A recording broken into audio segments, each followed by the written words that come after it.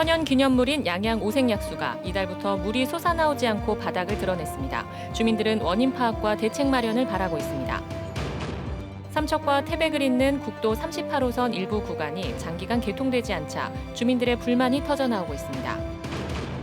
북에 가족을 두고 온 실향민들이 바다로 나가 함상에서 합동위령제를 올렸습니다. 동해 묵호권역의 새로운 랜드마크가 될 돛제비골 체험관광시설이 내일부터 손님 맞이에 들어갑니다. 안녕하십니까. 뉴스데스크 강원입니다. 코로나19 확진자 발생이 이어지는 춘천에서 오늘도 10명의 확진자가 나왔습니다. 최근 확진자가 대량 발생한 학교 인근의 초등학교 2곳에서 초등생 1명이 확진 판정을 받았습니다. 또 대형마트 직원이 확진돼 해당 영업점이 임시 폐쇄됐고 직원 300여 명을 전수 검사했습니다. 또 속초에서는 러시아 국적 확진자와 접촉한 외국인과 동거인 등 2명이 확진 판정을 받았습니다. 설악산 오색지구의 명물인 오색약수는 지난 2011년 천연기념물로 지정됐습니다. 그런데 이달 들어서 샘 솟는 물이 메말라 바닥을 드러내고 있는데요. 주민들은 인근 호텔에서 탄산온천 시설 용량을 늘린 영향이라고 주장하고 있습니다. 박은지 기자가 다녀왔습니다. 천연기념물 제529호로 지정된 양양 오색약수. 톡 쏘는 탄산 맛의 약수가 올라오던 안반 구멍은 물이 조금 고여 있을 뿐 말라 있습니다. 특이한 물맛을 보려던 관광객들은 실망한 발길을 그대로 돌립니다. 좀 실망이 좀 많이 커요. 아직 그래도 좀 철 냄새 나는 거 그래가지고 그거 맛에 좀 한번 이 산길도 일부러 와서 들렀다가 가는데 너무 아쉽네요. 이게 수십 년 내가 댕기는데 이게 이렇게 마른다는 것이 참 믿어지지 않아요. 두 군데 안반에서 샘솟는 하루 용출량은 1,500리터 정도로 알려졌는데 주민들은 지난달 말부터 물이 줄기 시작해 이달 들어서는 아예 끊겼다고 말합니다. 그러면서 올 초 인근 호텔에서 취수량을 늘린 영향이 아닌지 의심하고 있습니다. 20여 년 전에도 비슷한 일이 생겨 법적 공방까지 벌였지만 원인을 찾지는 못했습니다. 인근 탄산온천의 증설 이후 약수가 줄어들었다는 주민 의견에 따라 증설 부분의 사용이 중지되고 2주 정도 모니터링이 실시됩니다.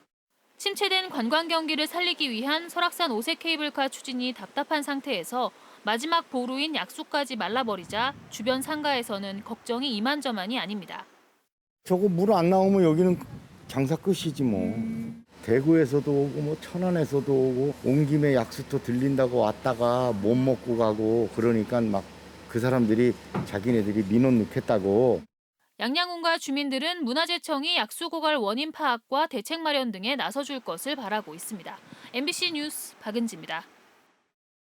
강원도의 애물단지였던 평창 알펜시아 리조트가 7,100억 원의 KH 강원개발에 팔리면서 강원도는 재정 부담을 덜게 됐습니다. 낙찰 기업은 추가 복합 관광 리조트를 개발한다는 계획까지 밝혀 매각 대금 납부와 자금 조달에 부담이 우려되고 있습니다. 강화길 기자가 보도합니다. 평창 알펜시아 리조트가 조명 사업을 주력으로 하는 중소업체에 팔렸습니다. 강원도와 강원도개발공사는 KH 강원개발과 알펜시아 양도양수 기본 협약을 맺었습니다. KH 강원개발은 KH 필룩스가 이번 입찰을 위해 만든 자회사입니다. KH 필룩스는 조명 사업을 주력으로 인수합병을 통해 덩치를 키워왔습니다. 2019년 서울 남산에 있는 그랜드 하얏트 호텔을 인수해 주목받았습니다. KH 강원개발은 지금의 알펜시아를 확장 개발해 사계절 리조트는 물론 복합문화 쇼핑 공간으로 만들겠다고 밝혔습니다. 초대형 아울렛을 유치하는 한편 유효부지 약 10만 평 등을 리조트와 연계하여 알투스 테마빌리지, 신개념 동물 테마공원, 올림픽 기념관, 문화체육인 마을 등을 조성하는 등 강원도는 스키 점프대와 바이애슬론 경기장 등 400억 원대의 겨울 스포츠 시설도 함께 매각을 진행하고 있다고 언급했습니다. 2단계로 진행될 스포츠 시설들도 매각이 완료되는 대로 상업적 활용과 공공적 활용이 동시에 가능하도록 재구조화가 진행될 예정입니다. 강원도개발공사와 KH 강원개발은 앞으로 본실사와 매각 대금 납부 등 계약 협상을 진행하고 8월 23일까지 양도 양수 계약을 마무리합니다. 그런데 이번 매각과 관련해 시장에서는 벌써부터 여러 우려가 나오고 있습니다. KH그룹의 자금 조달 능력에 대한 의문 때문입니다. 알펜시아 매각 대금 7,100억 원을 제때 납부할 수 있을지는 물론 추가 개발을 위한 1조 원 투자가 가능할지 염려스럽다는 겁니다. KH필룩스는 2018년 이후 지속적인 적자로 수익성과 성장성이 악화된 상황입니다. 이런 상황에서 또다시 외부 자금을 유치해 대규모 사업을 진행하려는 것에 걱정된 시선을 보내고 있습니다. 이런 상황에서 안정적인 차후 알펜시아 운영이 가능할지에 대한 많은 의문들이 나오기 때문에 이 부분들을 해결할 수 있는 실질적인 대책들을 KH에서는 이른 시일 내에 좀 내놔야 될 것 같습니다. 한편 강원도 개발공사는 알펜시아 매각이 끝나도 3,200억 원의 빚이 남게 됩니다. 알터니를 빼게 됐지만 회사의 건강을 완전 회복한 건 아닌 겁니다. MBC 뉴스 강화길입니다. 삼척과 태백을 잇는 국도 38호선 일부 구간이 장기간 개통되지 않자 주민들의 불만이 터져나오고 있습니다. 참고 기다려도 좋은 소식이 들려오지 않자 화를 내고 있는 겁니다. 유인호 기자가 보도합니다. 곧게 뻗은 편도 2차선 도로가 1차선으로 좁아집니다. 확장하지 못한 구간이 있어 예전의 좁은 도로를 이용하는 겁니다. 국토교통부가 이 도로의 4차선 확장 공사를 시작한 건 지난 2007년. 2016년에 대부분의 구간을 개통했지만 중간에 3.1km는 아직도 연결하지 못하고 있습니다. 국도 신설 노선과 붙어있는 사찰과의 보상 문제를 해결하지 못하고 있기 때문입니다. 조만간 되겠지 하고 참고 기다려온 삼척 시민들은 불편이 6년째 이어지자 불만을 표시하기 시작했습니다. 반발의 중심에 서 있는 지역 번영회는 개통 지연을 규탄하는 펼침막을 대거 내건 데 이어 주민들에게 사업의 내막을 날리고 관심을 촉구하는 호소문을 배포했습니다. 주민 서명 운동에도 착수했습니다.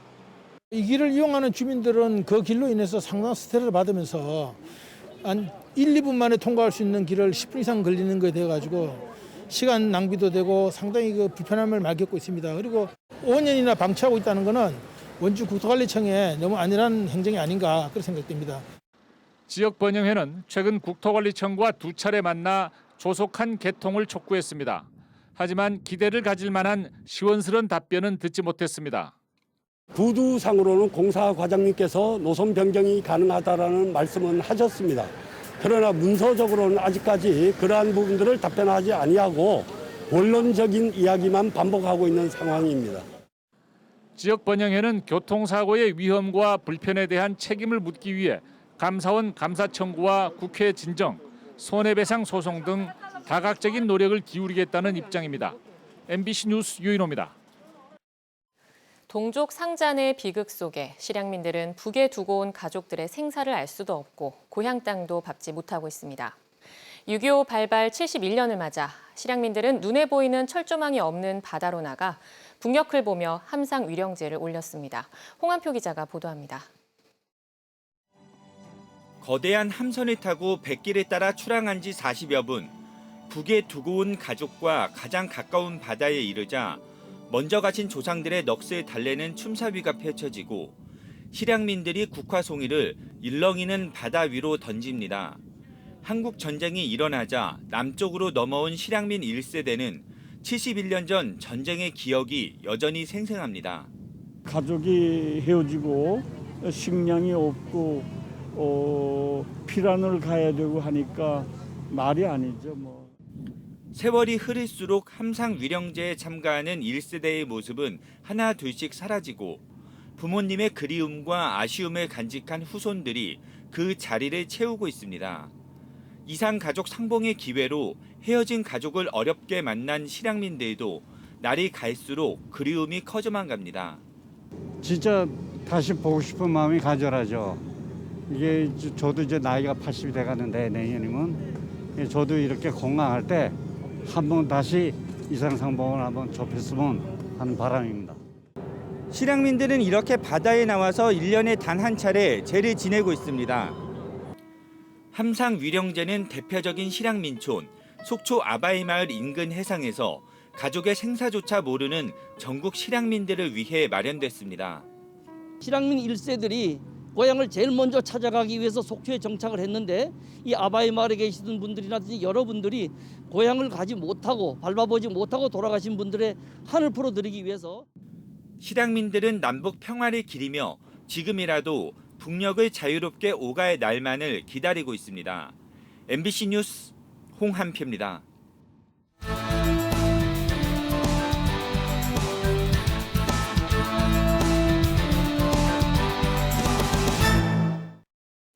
동해시 묵호권의 새로운 랜드마크로 기대되는 도제비골 스카이밸리와 해랑 전망대가 내일 개장합니다. 동해시는 지난 2017년부터 80억 원을 들여 추진한 묵호 등대 인근 복합 체험 관광지 조성 사업이 마무리됐다고 밝혔습니다. 스카이밸리에는 하늘 위를 달리는 자전거와 원통 슬라이드를 미끄러져 내려가는 자이언트 슬라이드 등이 조성됐습니다. 또 24억 원이 투입된 길이 85m의 해랑 전망대도 함께 개장됩니다. 동해시는 묵호항, 묵호 등대, 논골담길과 어울려 체류형 복합 체험 특화 관광지로 인기를 얻을 것으로 기대하고 있습니다. 오늘부터 완화된 등교 기준이 적용돼 전교생이 등교하는 학교가 늘어났습니다. 강원도 교육청에 따르면 지난 14일부터 전교생 600명 이하 학교가 전면 등교를 시작한 데 이어 오늘부터는 800명 이하 학교의 전면 등교가 시작됐습니다. 이로써 전교생이 등교하는 학교는 강원도 전체 1,022곳 가운데 96.5%에 달하는 986곳으로 늘었습니다. 도내 모든 학교의 전면 등교는 다음 달 1일부터 실시될 예정입니다. 한편 확진자가 나온 춘천의 학교 2곳은 온라인 수업을 진행합니다. 초중고교 전면 등교 수업에 이어 2학기부터 대학에서도 대면 수업이 확대됩니다. 교육부가 오늘 발표한 2학기 대학의 대면 활동 단계적 확대 방안에 따르면 실험, 실습, 실기 비중이 높은 전문대부터 먼저 대면 수업을 확대합니다. 전 국민의 70%가 1차 백신 접종을 마치는 9월 말 이후에는 이론 수업과 대규모 강의, 4년제 일반 대학으로 점차 확대할 방침입니다.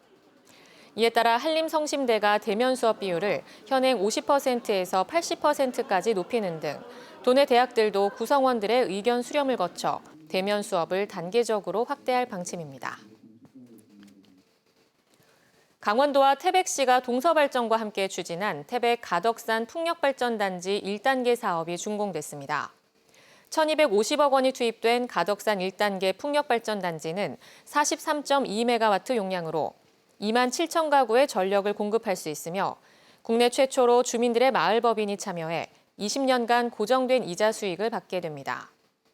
강원도의 풍력발전 설비 용량은 이번 준공으로 전국 1위로 올라섰으며 강원도와 태백시는 가덕산 풍력발전단지 조성 사업을 3단계까지 확대할 계획입니다.